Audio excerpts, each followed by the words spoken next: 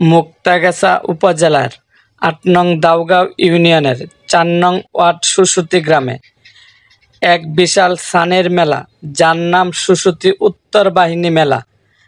স্থানীয়দের মতে ময়মনসিংহ মুক্তাগাছা উপজেলার মধ্যে এ মেলাকে সর্বোচ্চ বড় মেলা ধরা হয়।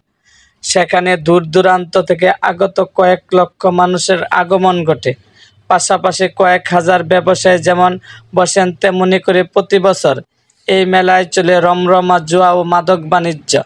মেলায় আগত দোকানিদের থেকে জমি ভাড়ার নামে কিংবা বিভিন্ন সংগঠনের নামে জোরপূর্বক চাঁদা আদায় করেন স্থানীয় নেতৃত্ব পর্যায়ে কিছু সুবিধাবাদী অসাধু রাজনৈতিক ব্যক্তি। নাম প্রকাশ না করার সত্ত্বে স্থানীয়দের বরাতে জানা যায়, মেলাকে ঘিরে স্থানীয় পর্যায়ে 2টি গ্রুপ সৃষ্টি হয়েছে। একটি গ্রুপ মেলার মাঠে জুয়া বসানোর পক্ষে, আরেকটি পক্ষ বিপক্ষে। স্থানীয়দের ভাষ্যমতে মেলার আগের দিন মঙ্গলবার রাত 10টার পর থেকে জুয়ার বোর্ড চালু হয়। বিষয়টি জানাজানি হলে পরে বন্ধ হয়ে যায়। পরবর্তীতে আজ বুধবার পুনরায় বসে জুয়ার আসর।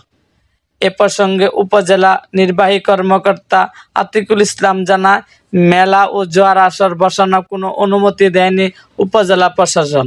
বিনা অনুমতিতে মেলা কিংবা জুয়ার আসর বসানোর কোনো সুযোগ নেই। এ বিষয়ে মুক্তাগাছার থানার ভারপ্রাপ্ত কর্মকর্তা মোহাম্মদ কামাল হোসেন জানায়, সনাতন ধর্মাবলম্বীদের গঙ্গা স্নান উপলক্ষে নিরাপত্তাজনিত কারণে পুলিশ মোতায়েন রয়েছে।